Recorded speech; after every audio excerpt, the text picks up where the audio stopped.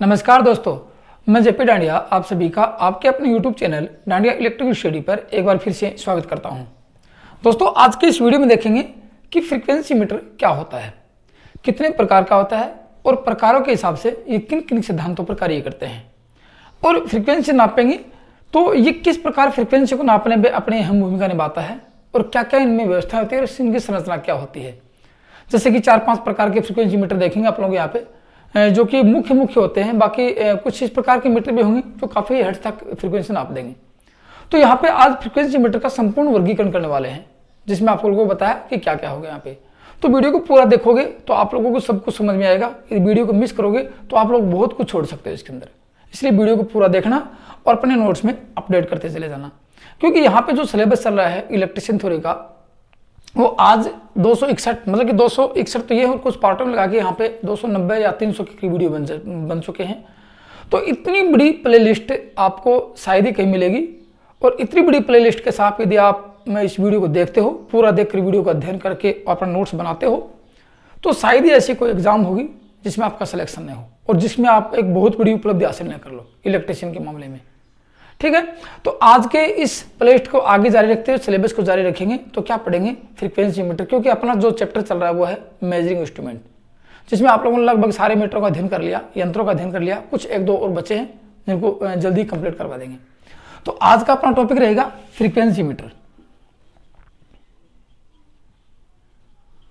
Frequency meter रहने वाला आज का टॉपिक, इसको कहेंगे आवर्ती मापी।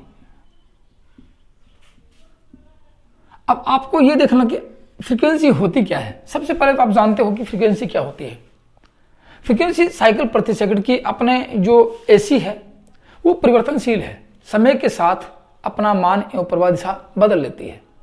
समय के साथ अपना मान भी बदलती है और प्रवाह दिशा भी बदलती है एसी। इसको कहते हैं एक साइकिल। एक साइकिल में आधी बार तो पॉजिटिव होती है, आधी बार नेगेटिव होती है और मान उतार चढ़ाव होता है। तो एक सेकंड में कितने चक्कर पूरा कर लेती है उसको कहते हैं अपनी आवर्ती। क्या कहेंगे? एक सेकंड में जो चक्र पूरे होता है, साइकिल पूरी होती है, उसको क्या कहेंगे? आवर्ती की फ्रीक्वेंसी कहते हैं उसको। तो फ्रीक्वेंसी कह सकते हैं कि एसी द्वारा एक चक्र में पूरे किए गए चक्रों की संख्या को आवर्ती कहते हैं। और अपने भारत में कितनी है आप लोग जानते हो कि भारत की सप्लाई जो फ्रीक्वेंसी होती है वो स्टैंडर्ड है, स्थिर है 50 हर्ट्ज। तो भारत की सप्लाई फ्रीक्वेंसी कितनी है? 50 हर्ट्ज होती है। ठीक है, अब 50 हर्ट्ज है तो इसमें ये कैसे पता लगेगा कि ये 50 हर्ट्ज होती है या इससे कम चल रही है? तो इस फ्रीक्वेंसी को 50 हर्ट्ज फ्रीक्वेंसी माना, इसमें कम कितनी है, ज़्यादा कितनी है, उसको मापने के लिए इन मीटरों का अध्ययन किया जाता है। इन मापनों के लिए मीटर होते हैं। अब कहोगे सिर्फ ये फ्रीक्वेंसी का बारीकी से अध्ययन कहाँ से करें? मेरे एसी फंडामेंटल या एसी थ्योरी के चैप्टर में जाओगे, इस प्ले लिस्ट में मिल जाएगा आपको। वहाँ पर जाके आप फ्रीक्वेंसी को बारीकी से अध्ययन कर सकते हो। एक एक पॉइंट टू पॉइंट काफ़ी फॉर्मूलों के साथ है, काफ़ी फॉर्मूलों के साथ इसको एक्सप्लेन किया गया है, ताकि आप एक बार भी देख लेते हो तो आपको कहीं समस्या नहीं होने वाली है। वहाँ पे जाके आप बारी से इसका अध्ययन कर सकते हो। अब देखो, मैंने आपको बताया कि फ्रीक्वेंसी का फॉर्मूला Pn/120 भी होता है। ये 120 ये फ्रीक्वेंसी ये कहाँ से प्रोड्यूस होती है? जहाँ उत्पादन केंद्र होता है वहीं से निर्धारित हो जाती है, वहीं से निर्धारित हो जाती है कि फ्रीक्वेंसी क्या रहेगी। वहीं से अपने भारत में जो सप्लाई फ्रीक्वेंसी है वो 50 हर्ट्ज करके क्यों दी गई, ये भी आपको वहाँ मैंने सब कुछ पढ़ा रखा। वहाँ पे आप लोग देखोगे तो आपको कहीं समस्या आने वाली नहीं है। ठीक है, तो ये तो थी फ्रीक्वेंसी। अब ये देखेंगे फ्रीक्वेंसी जो यंत्र का अध्ययन कर रहे हैं, ये सबसे पहले देखना कि फ्रीक्वेंसी का उतार चढ़ाव कितना हो सकता है। स्टैंडर्ड क्वेश्चन काफ़ी बार दिल्ली मेट्रो में आया है। 3% उतार चढ़ाव होता है।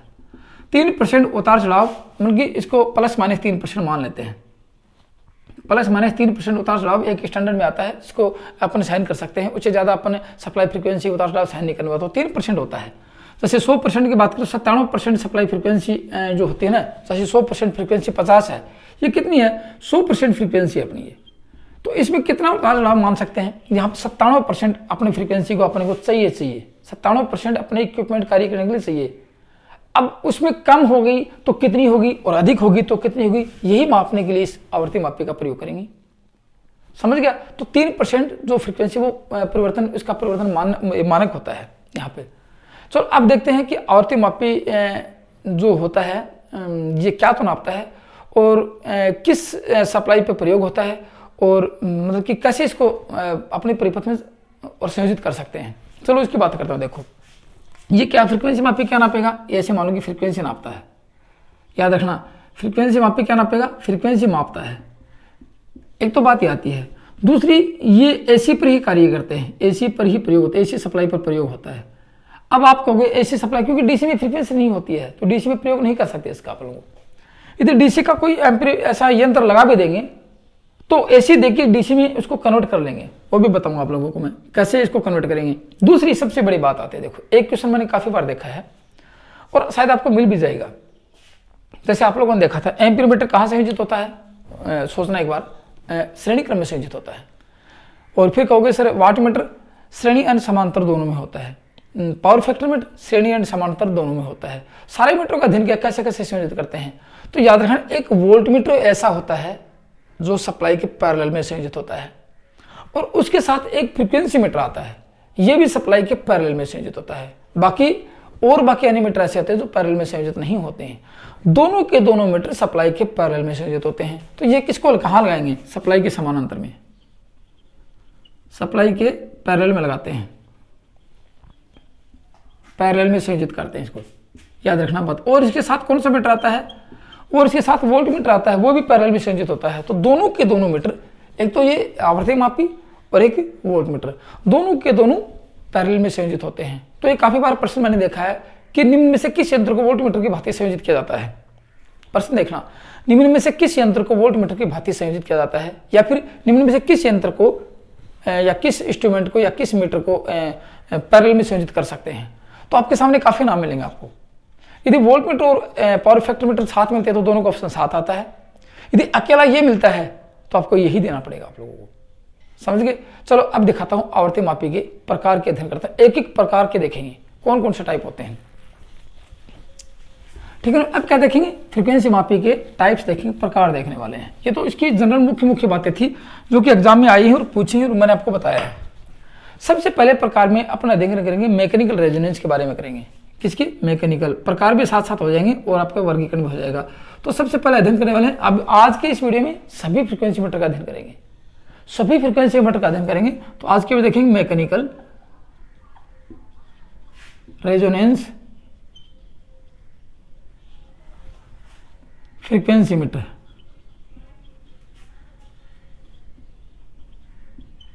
ये है आज का अपना पहला। अब देखो आपको ये देखना है कि इस मीटर का जो नाम है मैकेनिकल रेजोनेंस फ्रीक्वेंसी मीटर या मैकेनिकल रेजोनेंस टाइप होता है। तो सबसे पहले ये देखना है कि ये किसके सिद्धांत पर कार्य करता है और इसको किस नामों से जान सकते हैं, या एग्जाम में कौन सा नाम आने की संभावना रहती है, इसको किस और दूसरे नाम से भी प्रदर्शित कर सकते हैं या इसका मान अंकन कर सकते हैं क्या। और फिर ये एग्जाम में जब यदि इसका नाम आ जाता है, यदि मैकेनिकल वाला नहीं आया तो क्या नाम आ सकता है। तो सबसे पहले आपको मैं इसका हिंदी में ये दिखा देता हूँ। इसको कहते हैं यांत्रिक अनुनाद आवर्ती मापी। क्या कहेंगे, यांत्रिक अनुनाद आवर्ती मापी होता है ये है। देखो अब यांत्रिक अनुनाद, एक अनुनाद शब्द देंगे आपके सामने है अनुनाद। अनुनाद सर्किट आप लोगों ने देखा होगा, एसी का चैप्टर देखा होगा, एसी में आरएलसी सीरीज सर्किट देखा, आरएलसी पैरेलल सर्किट देखा, आरएल देखा, एलसी सर्किट देखा, बहुत से सर्किट का अध्ययन करवाया था आप लोगों ने। 1% भी आपको याद है, वहां पे 1% भी आपको याद होगा तो आपको बहुत कुछ समझ में आने वाला है। तो अनुनाद किसे कहते हैं, पूछा जाए एसी में अनुनाद सर्किट क्या होता है। अब अनुनाद सर्किट डीसी में तो होता नहीं है, तो किस में होगा, एसी में अनुनाद सर्किट होगा। कौन से सर्किट में होगा, जहां पे अपने एसी में 3 प्रकार के लोड होते हैं। मेरी बातें गौर से सुनना और अपनी मेमोरी को थोड़ा ताजा करना, आपको पीछे की बातें कुछ याद हों। एसी में आरएलसी रेजिस्टिव, इंडक्टिव और कैपेसिटिव 3 प्रकार के लोड होते हैं। तो जिस एसी सर्किट में एल और सी होंगे, आर और आर एल सी होंगे, मतलब कहने का मतलब कि जिस सर्किट में एल और सी इंडक्टेंस और रेजिस्टेंस यदि संयोजित होंगे वहां अनुनाद सर्किट होने की संभावना रहती है, समझ गए। तो ये आती बात यहाँ पे कि एल और सी, जिससे वो कैसा भी हो, चाहे पैरेलल सर्किट हो और चाहे वो अपने सीरीज सर्किट हो, दोनों की यदि बात की जाए तो एल और सी इंडक्टेंस और कैपेसिटेंस का मान बराबर हो जाता है तो वह सर्किट अनुनाद सर्किट कहलाता है। और वो कैसे होता है, फ्रीक्वेंसी पर डिपेंड होता है। आप लोगों ने देखा होगा एक्सल का मान समानुपाती होता है फ्रीक्वेंसी की, और एक्सी का मान समानुपाती होता है F1 विलोमानुपाती होता है। दोनों एक दूसरे के विलोमानुपाती होते हैं। मेरे कहने का मतलब ये रहेगा कि यहाँ पे इसको बढ़ाएंगे तो ये बढ़ेगा, और इसको बढ़ाएंगे तो ये घटेगा, और इसको घटाएंगे तो ये बढ़ेगा। दोनों एक दूसरे के विलोमानुपाती हैं, ये यहाँ पे, और ये दोनों समानुपाती हैं। तो इन दोनों का मान जिस एसी सर्किट में बराबर हो जाता है वह सर्किट अनुनाद कहलाता है। तो यहाँ उस विद्युत अनुनाद की बात नहीं करने वाले, यहाँ बात करने वाले हैं यांत्रिक अनुनाद की। वो कैसे होता है, मतलब कि एक दो राशियों का मान, दोनों फ्रीक्वेंसी का मान बराबर होना। अब कैसे, मैं इसकी संरचना दिखा देता हूं आप लोगों को। मैं संरचना में देखो क्या होगा। सबसे पहले इसका नाम क्या लिखेंगे, सबसे पहले यांत्रिक अनुनाद आवर्ती मापी नाम लिखा। दूसरा नाम लिखेंगे रीड टाइप होता है, इसका नाम है दूसरा रीड टाइप। क्या लिखेंगे, रीड टाइप होता है, एक याद रखना। दूसरा नाम इसका रहेगा रीड टाइप आवर्ती मापी। और दूसरा कह सकते हैं इसको, दूसरा नाम हो सकता है कंपन रीड टाइप, कंपन रीड प्रकार, ये नाम भी हो सकता है इसका। मतलब कि यांत्रिक अनुनाद, मैकेनिकल रेजोनेंस, रीड टाइप या कंपन रीड प्रकार का भी हो सकता है। ये इनके नाम है। आपके सामने कौन सा नाम एग्जाम में आता है वो आप देख लेना वहां पे, समझ गए। अब देखेंगे इसका प्रिंसिपल किस सिद्धांत पर कार्य करता है, सिद्धांत देखने वाले हैं इसका। सबसे पहले आपको बताया कि सिद्धांत ही देखना है। सिद्धांत देखेंगे किस सिद्धांत पर कार्य करेगा, ये कंपन के सिद्धांत पर कार्य करता है, कंपन के सिद्धांत पर कार्य करता है। अब देखो कैसे, जैसे कि आपको बताऊं, कोई वस्तु ले लिया आप लोगों ने और उसको कंपन में रखा जाए, एक वाइब्रेशन सेट जो जहां वाइब्रेशन वहां रखा जाए तो वह खुद कंपन करने लग जाती है। किसी वस्तु को यदि किसी कंपन में रखा जाए, किसी वाइब्रेटर में, किसी वाइब्रेशन में रखा जाए तो वह वस्तु भी वाइब्रेशन करने लगेगी, ऐसे हिलने लग जाती है। और इसको यदि सरफेस में रखेंगे जहां कंपन है तो वो बिल्कुल स्थिर रहेगी, और उस वस्तु को उठाकर कहाँ यदि किसी कंपन में रख देते हैं तो वहां भी वो भी वाइब्रेशन करने लग जाती है। तो कहने का मतलब किसी वस्तु को वाइब्रेशन में रखेंगे तो वाइब्रेशन कैसे उत्पन्न करेंगे वो आपको इस वीडियो में बताने वाला हूं, इस यंत्र के अध्ययन में बताने वाला हूं। तो सबसे पहले आपको दिखाता हूं इसकी संरचना। क्या लिखेंगे, इसकी संरचना देखने वाले हैं। कौन से की, रीड टाइप नाम लिख देता हूं यहाँ पे। ऐसे मान लो कि मैं इस पूरे नाम में से एक नाम मैंने निकाला, read type. Read type frequency meter. क्या लिखेंगे, रीड टाइप फ्रीक्वेंसी मीटर। और इसमें से काफी बार परीक्षा में प्रश्न पूछे गए। दो ही प्रश्न आपके सामने आएंगे, एक तो आएगा रीड टाइप वाले में से और एक आएगा इलेक्ट्रोडायनेमिक वाले में से। तो दोनों को हम बारीकी से अध्ययन सबका करेंगे। दोनों को स्पष्ट रूप से बता देना हूं कि यहाँ पे आपसे काफी बार प्रश्न पूछे गए हैं। अब देखो इसमें होता क्या है, पहले मैं इसके बारे में कुछ संरचना दिखा देता हूँ। इसमें एक विद्युत चुंबक होता है, इसमें क्या क्या रहेगा इसकी बनावट में फिर आपको दिखाता हूँ। बनावट में एक विद्युत चुंबक होता है, क्या रहेगा, विद्युत चुंबक होता है, ठीक है। एक क्या रहेगा, विद्युत चुंबक रहेगा।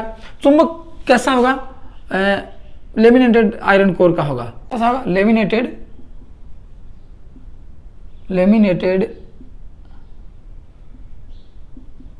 लोह कोर का होता है विद्युत चुंबक, एक ही याद रखना, ठीक है। और इस पर विद्युत चुंबक में की वाइंडिंग होगी जिस पर अपने सप्लाई प्रदान करेंगे। अब इस चुंबक में याद रखना, इस चुंबक में, चुंबक या लोह कोर में, लेमिनेटेड लोह कोर है, लोह कोर में 7 से 8 कितनी होंगी, गिनती में 7 से 8 एल आकार की कुछ विभिन्न आकृति की, एल आकार की विभिन्न आवृत्ति वाली लोह कोर रखे जाते हैं, ठीक है ना। 7 से 8 एल आकार की विभिन्न आवृत्ति वाली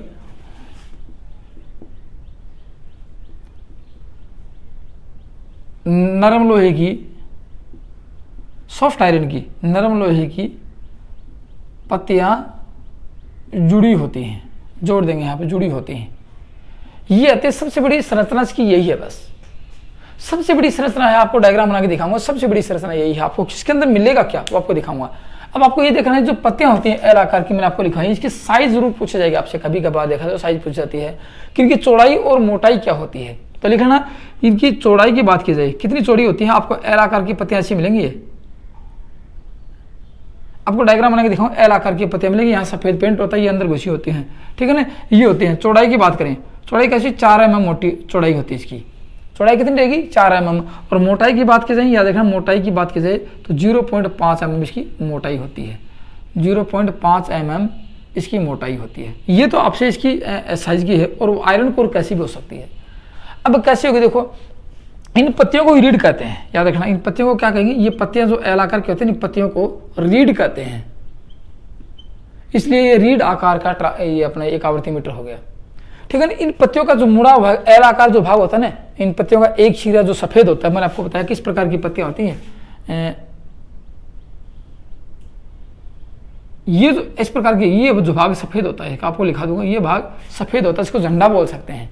क्या कह सकते हैं, इसको झंडा बोल सकते हैं। सफेद आकार का होता है, सफेद आकार झंडा, अपने भाषा में रीड भी कह सकते हैं, उसको झंडा भी बोल सकते हैं। मैं डायग्राम बना देता हूँ इसका, देखो क्या करेंगे। अब इसका डायग्राम बना देता हूँ, रीड आकार का आवर्ती मीटर का डायग्राम में। देखो क्या लिखेंगे यहाँ पे, एक ऐसे मानो डायग्राम बनाता हूँ, यहाँ पे एक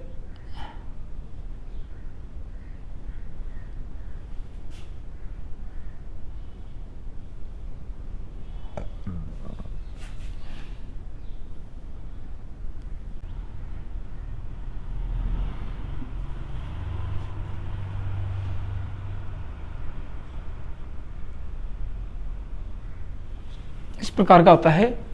और यहाँ ये पत्तियाँ जो आपको दिखा रखी हैं, ये सब लेमिनेटेड पत्तियाँ हैं। ये क्या है, लेमिनेटेड है, आयरन कोर की लेमिनेटेड पत्तियाँ सारी है। क्योंकि लेमिनेट नहीं करेंगे तो भंवर हजारा हानि, हिस्टेरिसिस हानि होगी और ये मीटर जल जाएगा, बहुत अत्यधिक गर्म होकर जल जाएगा मीटर। यहाँ पे ये होता है। और यहाँ पे क्या होते हैं, इस पर वाइंडिंग होती है। यहाँ पे मतलब कि लो चुंबक होती है, वाइंडिंग होती है यहाँ पे, ये वाइंडिंग होगी यहाँ पे, वाइंडिंग यहाँ पूरे पे होती है वाइंडिंग ऐसे, ये होगी वाइंडिंग ऐसे पूरे पे वाइंडिंग कर दी। ये सुपर एनामेल कॉपर वायर से इसके ऊपर वाइंडिंग कर दी, समझना मेरी बात को। अब देखो इसमें होगा क्या, वो यहाँ पे होगा कि ये जो भाग है ना, ये भाग यहाँ से, इस भाग में क्या होगा, ये भाग यहाँ से कुछ भाग खाली होता है और यहाँ पत्तियाँ निकाली होती हैं। एक पत्ती ये निकाल देंगे यहाँ से, एक पत्ती ये निकाल देंगे,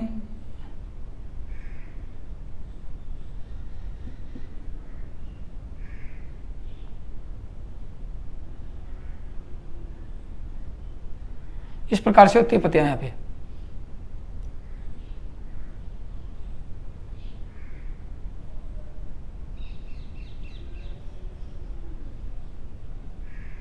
ये पत्तियां नहीं होती, ये भाग देखो, ये होगी रीड आकार की, मैंने आपको बताया एल आकार की होती हैं।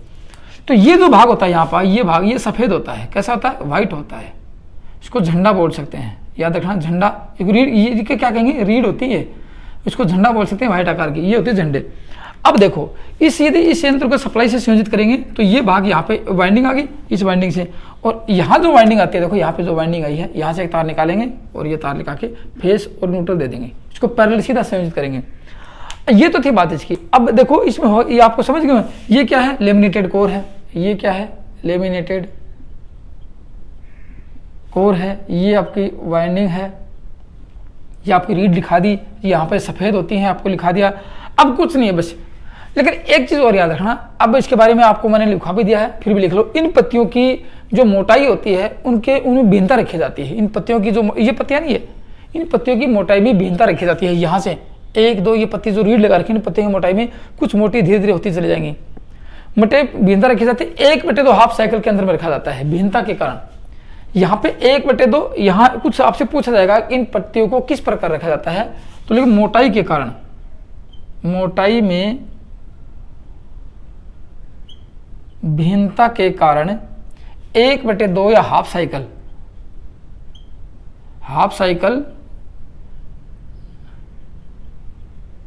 के अंतर पर रखी जाती हैं, अंतर पर रखी जाती हैं, याद रखना, अंतर पर रखी जाती हैं। अब कैसे काम करेगा, ठीक है ना, कैसे काम करेगा, इसको सप्लाई से संयोजित करेंगे। अब देखो सप्लाई से इसमें फ्रीक्वेंसी होगी होती है, यहाँ पे फ्रीक्वेंसी में ये पत्तियां पूरा का पूरा सिस्टम ये पूरा वाइब्रेट करेगा। तो यहाँ से पत्तियों की जो मोटाई है, यहाँ तो वाइब्रेट पूरा करेगा। अब धीरे धीरे बढ़ते क्रम में ये पत्ती कुछ मोटी होगी, ये पत्ती, तो यहाँ से उसको 1/2 हाफ साइकिल के अंदर में, 1/2 हाफ साइकिल, 1/2 हाफ साइकिल के अंदर में यहाँ पे रखा जाएगा। कितनी होगी, 1 2 3 4 5 6 7, लगभग 7 पत्तियां होगी, 7 या 8 पत्तियां रखी जाती है। अब इसकी वर्किंग लिख लो आप लोग, वर्किंग लिख लो। वर्किंग में क्या देखो, वर्किंग क्या लिखेंगे, जब यंत्र को, जब इस मीटर को सप्लाई से संयोजित किया जाता है तो इलेक्ट्रोमैग्नेट प्रत्यावर्ती चुंबकीय क्षेत्र स्थापित करती है। ये क्या करेगी, प्रत्यावर्ती चुंबकीय क्षेत्र पूरे में स्थापित करेगी। तो सप्लाई ऐसी होने के कारण चुंबकीय क्षेत्र आवर्ती के साथ परिवर्तित होता रहता है। चुंबकीय क्षेत्र आवर्ती बदलेगी तो माना आवर्ती बढ़ी तो चुंबकीय क्षेत्र बढ़ेगा, और आवर्ती घटी तो चुंबकीय क्षेत्र घटेगा। समझ गए। आवर्ती घटी तो चुंबकीय क्षेत्र घटेगा, इसे कह सकते हैं, इसमें वर्किंग में आगे लिखेंगे कि ये इस यंत्र में एसी सप्लाई होने के कारण चुंबकीय क्षेत्र आवर्ती के साथ परिवर्तित होता रहता है, जिस पर पूरा सिस्टम कंपन करेगा। यहां से कंपन अधिक होगा, देखो यह कंपन कम होगा, कंपन अधिक होगा, धीरे धीरे कंपन बढ़ता जाएगा, ठीक है ना। कंपन क्योंकि इनकी मोटाई रखी है, मोटाई के हिसाब से 1/2 साइकिल पर रखा है, कंपन धीरे धीरे बढ़ता जाएगा जैसे, क्योंकि सप्लाई यदि इधर से आता है, यदि एसी इधर से आती है तो यहाँ से सप्लाई कंपन बढ़ता जाएगा। जो कंपन बढ़ेगा, जैसे यहाँ पे कंपन बढ़ेगा तो फिर ये कंपन अधिक करेगी, इसमें जो कंपन बढ़ेगा तो ये कंपन अधिक करेगी। तो जो मीटर ऐसा होता है, फिर अंदर से सामने से कैसा दिखाई देगा, ये आपको सामने से ऐसा गोल दिखाई देगा, ठीक है ना। और यहाँ पे ऐसा होगा, ये डायल होगा और एक पत्ती ये दिखाई देगी, एक ये दिखाई देगी, एक ये ऐसे दिखाई देंगे, ये एयर आकार का आपको सामने से ऐसा दिखाई देगा, ठीक है। अब ये पत्ती वाइब्रेशन अधिक करेगी, तो ये पत्ती कैसे करेगी, ये पत्ती वाइब्रेशन माना कि इतना वाइब्रेशन कर रही है, और ये पत्ती कम वाइब्रेशन करेगी, और ये पत्ती कम वाइब्रेशन करेगी, बाकी सेम टू सेम रहेंगी। तो फ्रीक्वेंसी माना कि यहाँ 50 हो तो ये पत्ती पूरा वाइब्रेट करेगी, आपको लंबी ऐसे दिखाई देगी आपको। तो कैसे, जिस पत्ती पर आवर्ती का कंपन अधिक होगा तो चुंबकीय क्षेत्र के हिसाब से दर परिवर्तन अधिक होगी उसकी। चुंबकीय क्षेत्र की परिवर्तन दर जहां अधिक होगी वह पत्ती सबसे अधिक करेगी। तो लिख लेना, इस यंत्र में चुंबकीय क्षेत्र की परिवर्तन दर जहां अधिक होगी और जिस पत्ती पर और जो पत्ती अधिक वाइब्रेट करेगी वह आपको दिखाएगी आवर्ती कि इतनी आवर्ती चल रही है, यही इसके अंदर और कुछ नहीं है। तो उसको ये कह सकते हैं कि चुंबकीय क्षेत्र की कंपन के सिद्धांत पर कार्य करता है। तो आपका एक आ गया मैकेनिकल रेजोनेंस टाइप फ्रीक्वेंसी आवर्ती मीटर, समझ गए। और आपको ये देखना जरूरी होगा कि ज्यादा से ज्यादा कंपन कौन, इसमें रीडिंग जैसे कम वोल्टेज पे यदि काम करता है, ये वोल्टेज का मान कम होगा तो चुंबकीय फ्लक्स का मान कम होगा, तो ये आपको वहां पे क्या होगा, इसको मापना थोड़ा मुश्किल हो जाता है। इसमें यह गुण है कि यदि वोल्टेज कम होता है तो कुछ त्रुटियां हो सकती हैं इसके अंदर। ये एक आ गया आपका रीड टाइप फ्रीक्वेंसी मीटर। दूसरा दिखाता हूं विद्युत अनुनाद प्रकार का। दूसरा क्या रखेंगे, देखो इलेक्ट्रिकल रेजोनेंस टाइप। अब पढ़ेंगे वो चीजें अक्सल और अक्षीय वाली। यहां पे इसकी मैं थोड़ी संरचना बता दूं, इसमें क्या होगा, फिर आपको मैं सारी वर्किंग लिखा दूंगा। संरचना में क्या होगा, देखो संरचना में होगा कि एक स्थिर कॉइल होगी और एक मूविंग कॉइल होगी। दो कॉइलें होंगी, एक स्थिर कॉइल होगी, एक मूविंग कॉइल होगी। और जो स्थिर कॉइल होगी वो सिलिकॉन स्टील की लेमिनेटेड पत्तियों से बनी होगी। स्थिर कॉइल होगी वो सिलिकॉन स्टील की लेमिनेटेड पत्ती पर स्थापित होगी और उसका क्षेत्रफल कुछ बदलता हुआ रखेंगे, आपको दिखाऊंगा। उसका क्षेत्रफल कुछ इस प्रकार के, एक साइड से कम होगा, एक साइड से अधिक होगा उस आयरन कोर का। और उसके ऊपर रखेंगे दूसरी मूविंग कॉइल रखेंगे, और मूविंग कॉइल पर क्या होगा, एक पॉइंटर होगा, और पॉइंटर आपको पैमाने पर यह बताएगा कि फ्रीक्वेंसी कितनी चल रही है, ठीक है। अब आपको दिखाता हूं कैसे, किस प्रकार होता है। एक क्या आता है कि किस सिद्धांत पर कार्य करता है, तो आपसे पूछा जाएगा इलेक्ट्रिकल रेजोनेंस वाला या विद्युत अनुनाद प्रकार का, विद्युत अनुनाद प्रकार ये आता है। और जो आपने ये देखा था, आप यदि आईटीआई की लैब में प्रैक्टिकल में देखते हो तो आपको अधिकतर ये मिलता है, रीड टाइप वाला अधिकतर मिलता है। इसमें एक पत्ती वाइब्रेशन करेगी, आपको मिल जाएगा। ये तो होता है यहाँ पे अनुनाद प्रकार का। अब ये सिद्धांत क्या रहेगा, सिद्धांत ये रेजोनेंस के सिद्धांत पर कार्य करती है। रेजोनेंस अनुनाद के सिद्धांत पर कार्य करता है, अनुनाद का सिद्धांत पर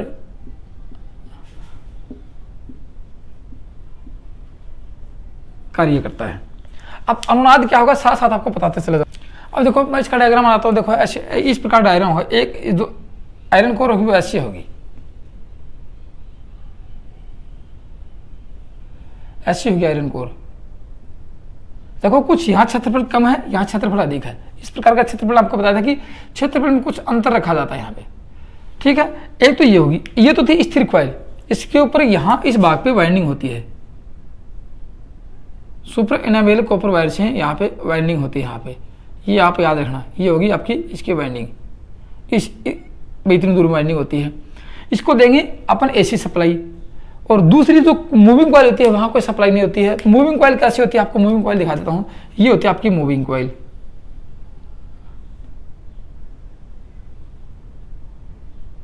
ये होगी मूविंग कॉइल, इसके ऊपर वाइंडिंग होती है, समझ गए।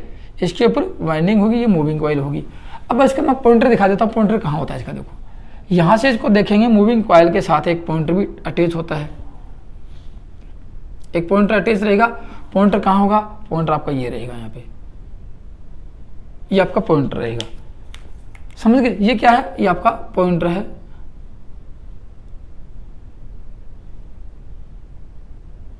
और ये आपका पैमाना रहेगा, पैमाने पर दर्शाएगा। यहाँ 50 हर्ट्ज फ्रीक्वेंसी नॉर्मल लिखा रहेगा यहाँ पे।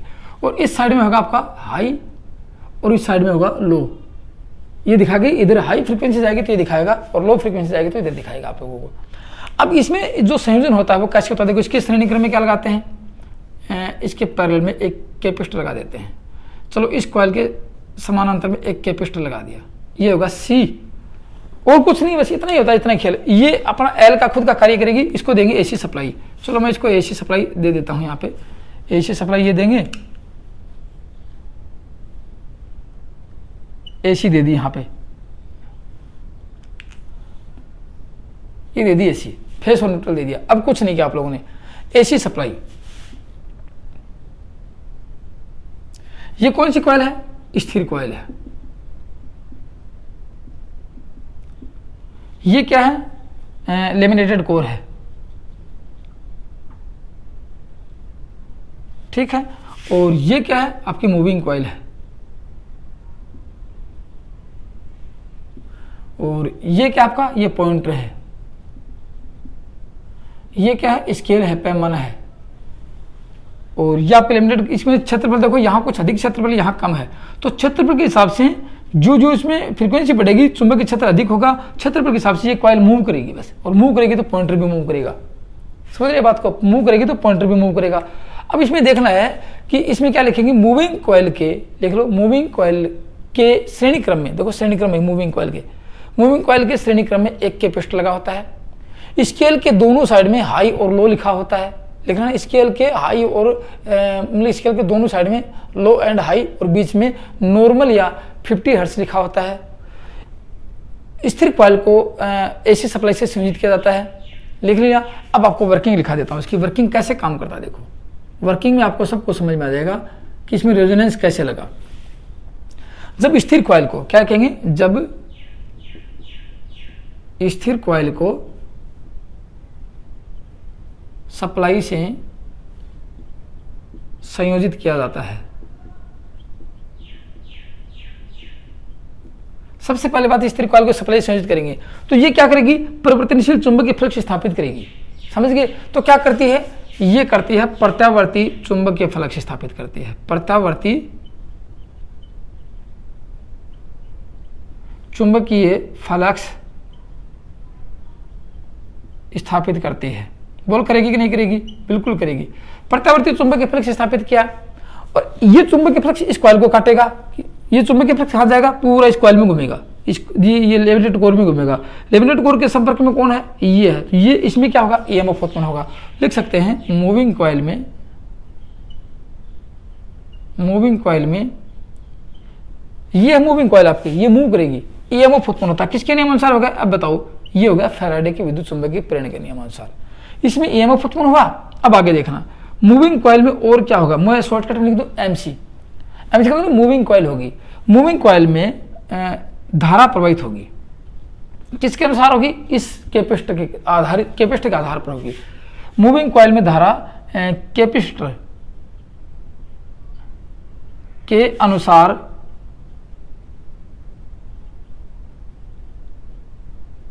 प्रवाहित होती है। बोलो, यहाँ पे इसमें भी ये, इसमें EMF उत्पन्न होगा, EMF बचाएगा। और इसमें यदि चुंबकीय फ्लक्स की परिवर्तन दर अधिक होगी तो इसका मान कम होगा, धारा अधिक हो जाएगी। यदि चुंबकीय फ्लक्स परिवर्तन की दर कम है, वो फ्रीक्वेंसी के अनुसार, तो इसमें क्या होगा? इसका मान बढ़ जाएगा और धारा का मान कम हो जाएगा। इसके अनुसार होगी। आप लोग जानते हो इतना। तो इतना लिखने के बाद एक चीज स्पष्ट होगी। यहाँ पे सारी बातें गौर से लिखना। मैं आपको वर्किंग लिखवा रहा हूँ उसकी, कैसे काम करता है। देखो, अब देखो, आपको यह पता है कि एक्सल समानुपाती F होता है। अब इसका वर्किंग दिखाता हूं कैसे काम करता है, ठीक है। और एक्सल एक्सी समानुपाती 1/f होता है, समझना। और जब दोनों, ये देखो, इसका मान बढ़ाएंगे, इसका मतलब इसका बढ़ेगा, और इसका मान घटाएंगे, इसका मान घटेगा। इसका मान बढ़ाएंगे, फ्रीक्वेंसी का मान बढ़ाएंगे, इसका मान घटेगा, और फ्रीक्वेंसी का मान घटाएंगे तो इसका मान बढ़ेगा। और जब एक्सएल बराबर एक्सी होता है तो क्या होता है, एक्सएल का मान एक्सी के बराबर हो जाता है तो इस पॉइंटर पर, ये पॉइंटर है, इस पर कोई बल कार्य नहीं करेगा। लिख लो, एक्सएल का मान एक्सी के बराबर होता है तो पॉइंटर पर कोई बल कार्य नहीं करता है। अब देखो कब होगा, एक चीज देखना, इसके अंदर क्या है, इस कॉइल के अंदर क्या है, एक्सल है, क्योंकि, और ये क्या है, एक्सी है। अब समझना, माना कि इसने क्या किया, इसमें चुंबकीय फ्लक्स ऐसे, इसमें आपने फ्रीक्वेंसी लगाई, फ्रीक्वेंसी के कारण चुंबकीय फ्लक्स, माना कि 50 हर्ट्ज फ्रीक्वेंसी और चुंबकीय फ्लक्स परिवर्तन के अंदर जितनी भी हुई, इसमें इस वाइंडिंग में क्या हुआ, ईएमएफ उत्पन्न हुआ, एक्सल का मान क्रिएट हुआ। अब इस कॉइल में एक्सल के कारण एक यहाँ पे एक्सी होगा और दोनों होंगे। अब जो फ्रीक्वेंसी बढ़ेगी, समझना, जो फ्रीक्वेंसी बढ़ेगी तो चुंबकीय फ्लक्स परिवर्तन की दर बढ़ेगी, फ्लक्स परिवर्तन की दर बढ़ेगी तो इसमें फ्लक्स परिवर्तन की दर जो बढ़ती है तो ईएमएफ का मान बढ़ता है, फ्लक्स परिवर्तन की दर बढ़ती है, इसमें एक्सल का मान तो बढ़ेगा और इसका मान घटेगा, क्योंकि इसमें जो धारा प्रवाहित होगी वही बल उत्पन्न करके देगी आपको। अब फ्रीक्वेंसी घटेगी, इसका मान घटेगा, इसका मान बढ़ेगा, और जब दोनों का मान बराबर हो जाएगा तो 50 हर्ट्ज। इसके लिए इसका मान इस प्रकार से डिपेंड करते हैं, इस कॉइल के एक्सल को देखते हुए एक्सी का मान इस प्रकार से रखा जाता है कि 50 हर्ट्ज फ्रीक्वेंसी पर दोनों का मान बराबर हो जाए, 50 हर्ट्ज फ्रीक्वेंसी पर दोनों का मान बराबर हो जाए तो ये 50 पे आकर रुक जाएगा। अब माना कि यहाँ 50 हर्ट्ज फ्रीक्वेंसी थी और ये पॉइंट बीच में आ गया, अब फ्रीक्वेंसी के मान को घटाया, समझना मेरी बात को, फ्रीक्वेंसी का मान को घटाया तो घटते ही एक्सल का मान घटेगा, घटते ही एक्सल का मान घटेगा और एक्सी का मान बढ़ेगा, तो ये लो की दिशा में और ये मूव करना शुरू कर देगी, ये फ्रीक्वेंसी अब कम चल रही है। और फ्रीक्वेंसी का मान को बढ़ाते हैं तो एक्सल का मान बढ़ जाता है, इसका मान घटता है, इसका मान घटते ही ये इस दिशा में मूव करना शुरू कर देगी। तो ये फ्रीक्वेंसी मूविंग कॉइल में धारा किसके ऊपर डिपेंड होगी, आपको लिखा था कि पॉइंटर का घूमना, लिखना, पॉइंटर का घूमना मूविंग कॉइल में धारा पर निर्भर करता है। और मूविंग कॉइल में धारा एल व सी पर निर्भर करती है, लिखो एमसी में आई एल व सी पर निर्भर होती है, और एल व सी का मान, एल एंड सी का मान एफ पर निर्भर होता है। बस यही देखना था आपको, समझ गए। तो ये करती है इस दोनों के रेजोनेंस के स्थान पर कार्य। मैंने आपको पहले कहा ये मीटर कौन सा, इलेक्ट्रिकल रेजोनेंस मीटर, अक्सर ये रेजोनेंस के स्थान पर कार्य करता है, और आपको मैंने बता दिया यही इसमें व्यवस्था होती है। अब दिखाता हूं तीसरा यंत्र,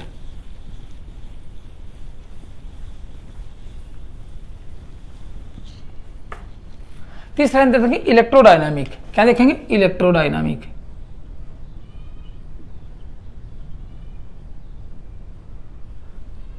इलेक्ट्रोडायनामिक फ्रीक्वेंसी मीटर।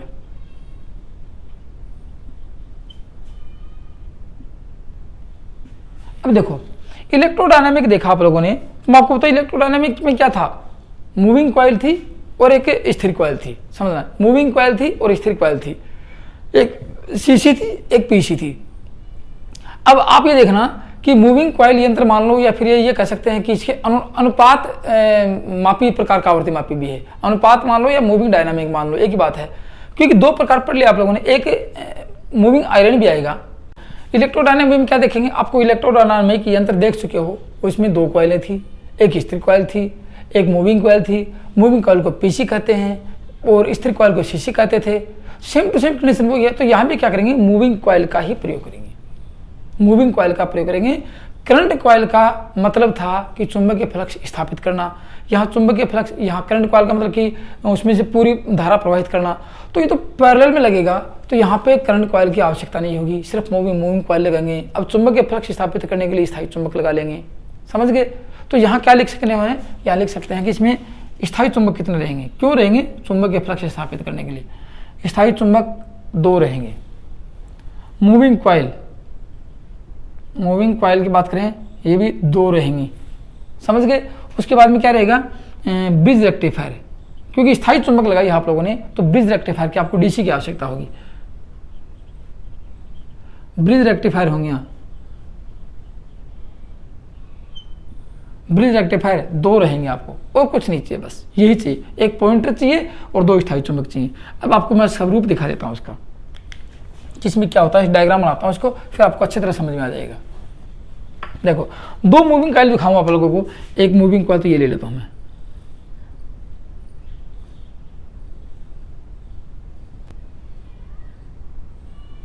ये होगी 2 मूविंग कॉइल ले ली मैंने आपको यहाँ पे, दोनों 90 डिग्री पे ले ली, दोनों 90 डिग्री पे। देखो दोनों मूविंग कॉइल, ये 90 डिग्री, ये 90 डिग्री, लिख लेना 2 मूविंग कॉइल होंगी, साथ साथ लिखो इसमें, ठीक है ना। अब मूविंग कॉइल के सेंटर में क्या होगा, देखो मूविंग कॉइल के सेंटर में एक पॉइंटर होगा आपका यहाँ पे, ये आपका पॉइंटर हो गया, ये आपका पैमाना हो गया, और 2 स्थायी चुंबक यहाँ पे मैं लगा देता हूँ। देखो ये 2 स्थायी चुंबक लगा दी, ये लगाई 2 स्थायी चुंबक, ये N लगाई, ये S लगाया। आपके मेरे कहने का मतलब कि स्थायी चुंबक चुंबकीय फ्लक्स इधर कंटिन्यू चलता रहेगा, मीटर को काम में लेंगे, नहीं लिया तो भी चलता रहेगा स्थायी चुंबक। अब इस जो 2 मूविंग कॉइल हैं, इनमें आपको सप्लाई संयोजित करनी है, तो आप लोगों ने स्थायी चुंबक लिया है तो यहाँ डीसी देनी पड़ेगी आप लोगों को। तो यहाँ लिख सकते हैं, देखो ये लगाया आप लोगों ने N और ये लगाया P, यहाँ से सप्लाई ये गई आपकी, ठीक है, ये तो गया, और एक सप्लाई आपकी ये गया P, फेस गया, आगे दे दिया। इसको समानांतर में संयोजित करना है। आपको पता है कि फ्रीक्वेंसी मीटर हमेशा समानांतर में संयोजित होता है, तो यहाँ क्या लगाएंगे, एक ब्रिज रेक्टिफायर ये लगा देंगे और एक ब्रिज रेक्टिफायर ये लगा देंगे, डीसी देंगे इसको, समझना। ये BR1 है और ये BR2 है, समझ रहे बात को।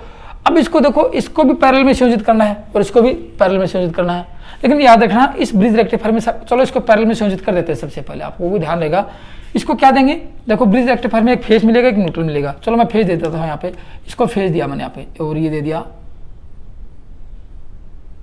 ये इसको फेज दिया।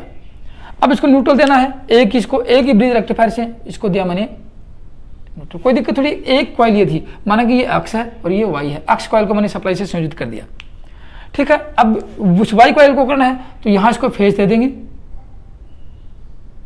ये दिया फेज, और न्यूट्रल इसको ये इधर से जोड़ देंगे, न्यूट्रल का ये जोड़ दिया न्यूट्रल, ये जोड़ दिया न्यूट्रल, और ये आपका ये पॉजिटिव और ये नेगेटिव, ये पॉजिटिव ये नेगेटिव। बोलो अब अंदर का सिस्टम पूरा। अब यहाँ धारा का परिवर्तन कैसे होगा वो यहाँ पे देखने वाले हैं, समझ गए। तो यहाँ न्यूट्रल इसको सीधा दे देंगे, और ये न्यूट्रल दे दिया सीधा, इसको दे दिया न्यूट्रल इसको सीधा। अब चलो यहाँ पे बात करते हैं फेज में देंगे, तो यहाँ इसके श्रेणी क्रम में क्या जोड़ेंगे, इसके श्रेणी क्रम में एक कैपेसिटर लगाएंगे, ये कैपेसिटर लगा दिया, और इसके श्रेणी क्रम में क्या लगाएंगे, इसके श्रेणी क्रम में लगाएंगे रेजिस्टेंस, ये रेजिस्टेंस, और ये आपका लोड चला गया और ये आपकी सप्लाई आ गई। इस प्रकार से इसको संयोजित किया जाता है। बोलो दिया कि नहीं दिया। अब ये आपका C है और ये R है, समझ गए। अब देखते हैं आगे इसके बारे में। अब लिखो इसकी वर्किंग कैसे काम करता है, कार्यप्रणाली देखते हैं। देखो सबसे पहले इस यंत्र को क्या मिला, सबसे पहले इस यंत्र को क्या मिला, डीसी मिली। देख लो इसको, यंत्र को डीसी सप्लाई प्रदान की जाती है, लिख लेना, यंत्र को डीसी सप्लाई प्रदान की जाती है। एसी सप्लाई देने के लिए यंत्र के लिए या इस मीटर के लिए 2 ब्रिज रेक्टिफायर प्रयोग किए जाते हैं। ये ब्रिज रेक्टिफायर हो गया, ब्रिज रेक्टिफायर में एसी देते हैं जो इस मीटर को डीसी के रूप में प्रदान करता है। चलो यहाँ तक तो बात होगी इसमें, समझ गए। अब लिखेंगे इस यंत्र के ब्रिज रेक्टिफायर 1 BR1 में, लिख लो BR1, यहाँ आगे लिखा देता हूँ BR1 मतलब ब्रिज रेक्टिफायर 1 में, 1 के श्रेणी में एक कैपेसिटर C संयोजित किया जाता है।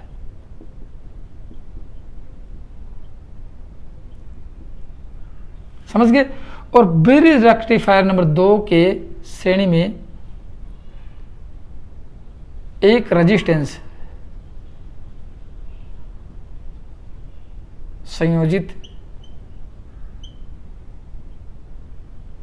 किया जाता है, कोई दिक्कत नहीं है। और दोनों ब्रिज रेक्टिफायर में धारा बराबर हो, दोनों ब्रिज रेक्टिफायर में यदि धारा लिख लो IBR1 तथा IBR2 बराबर होंगी तो पॉइंटर 50 हर्ट्ज फ्रीक्वेंसी पर स्थिर होगा। ये क्योंकि ब्रिज दोनों कॉइलों में, किसमें, एक्स में और वाई में, दोनों में धारा बराबर होगी, या ब्रिज रेक्टिफायर 1 और 2 में धारा बराबर होगी, तो यहाँ पे पॉइंटर 50 हर्ट्ज फ्रीक्वेंसी पर रुक जाएगा। एक तो ये देखना है, और यहाँ पे लिखा मिलेगा आपको 40 और यहाँ पे लिखा मिलेगा आपको 60। नॉर्मल रूप से बात कर रहा हूँ यहाँ पे। अब देखो फ्रीक्वेंसी का मान बढ़ाएंगे, देखना अब मैं आपको यहाँ फ्रीक्वेंसी बढ़ाता हूँ। अब कितनी है, 50 हर्ट्ज फ्रीक्वेंसी है। फ्रीक्वेंसी बढ़ाई 50 हर्ट्ज फ्रीक्वेंसी से मैंने बढ़ाया है, बढ़ाया तो अब किसका देखो यहाँ बढ़ाएंगे, इसका मान घटेगा। देखो फ्रीक्वेंसी बढ़ाई, यहाँ एक्सी होगा, यहाँ एक्सल होगा, यहाँ देखो यहाँ एक्सी होगा, एक्सी का मान घटेगा।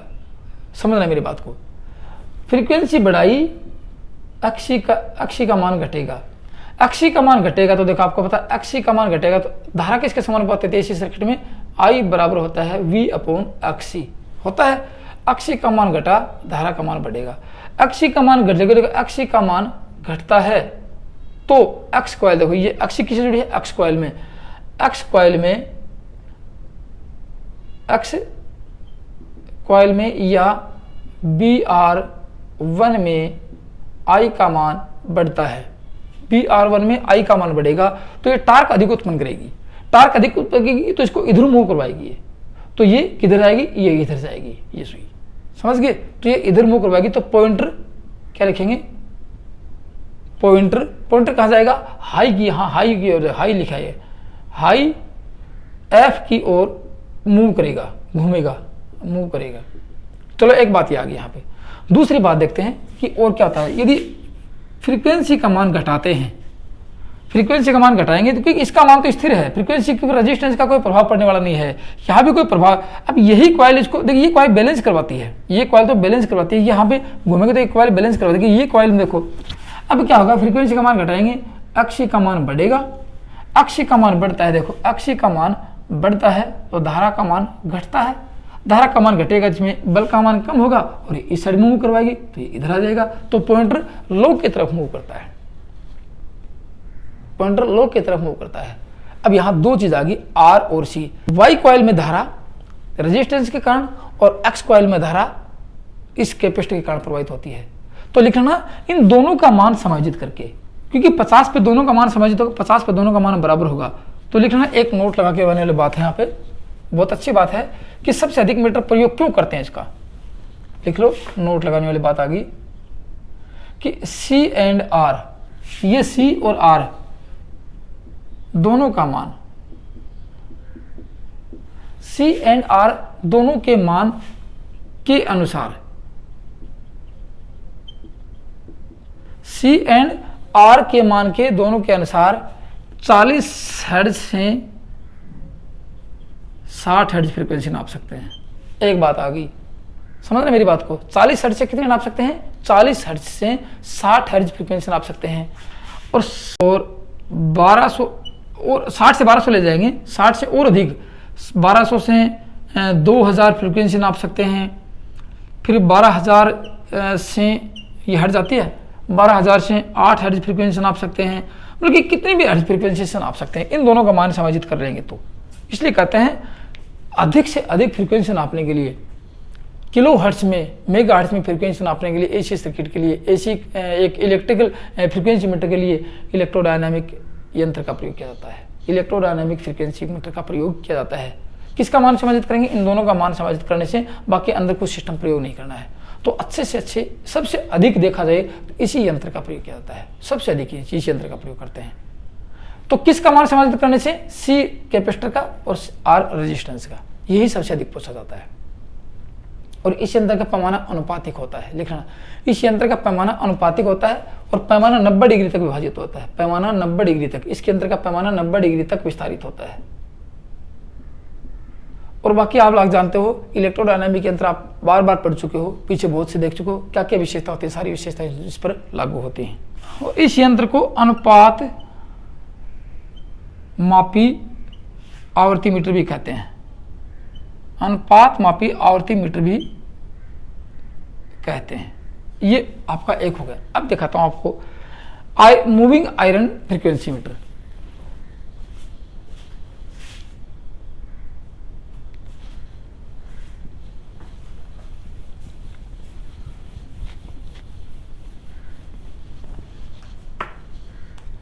क्या देखेंगे, मूविंग आयरन फ्रीक्वेंसी मीटर।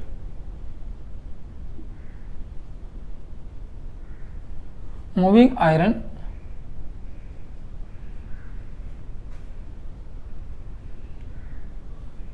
अब ये किसके सिद्धांत पर कार्य करेगा, वो यंत्र इलेक्ट्रोडायनामिक के सिद्धांत पर कार्य करता था। कौन सा, वो यंत्र जो पीछे देखा था वो इलेक्ट्रोडायनामिक था, और ये मूविंग आयरन के सिद्धांत पर कार्य करता है। मूविंग आयरन के सिद्धांत पर कार्य करता है। इसमें क्या होगा, देखो इसमें मूविंग आयरन का संख्या, इसमें एक लोहे का जो पॉइंटर होगा वो घूमेगा। कैसे, देखो आपको थोड़ी संरचना दिखा के मोटे मोटे रूप से बता देता हूँ इसका। ज़्यादातर इसका प्रयोग नहीं करते हैं, लेकिन फिर भी आपको संरचना दिखा देता हूँ आपको। कैसे, ये 2 कॉइलें होंगी, ये कैसी होंगी, ये मूविंग कॉइल होंगी, ठीक है। और यहाँ एक लोहे का पॉइंटर होगा,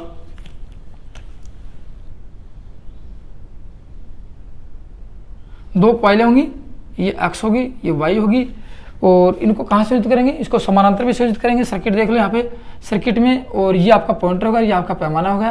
पैमाने में यहाँ में लिखा आपको नॉर्मल, यहाँ हाई और यहाँ लो, बस पैमाने पर इतना होता है, लो और हाई लिखा होता है, बाकी कुछ नहीं होता है। ये किसका है, लोहे की, नरम लोहे का, ये नरम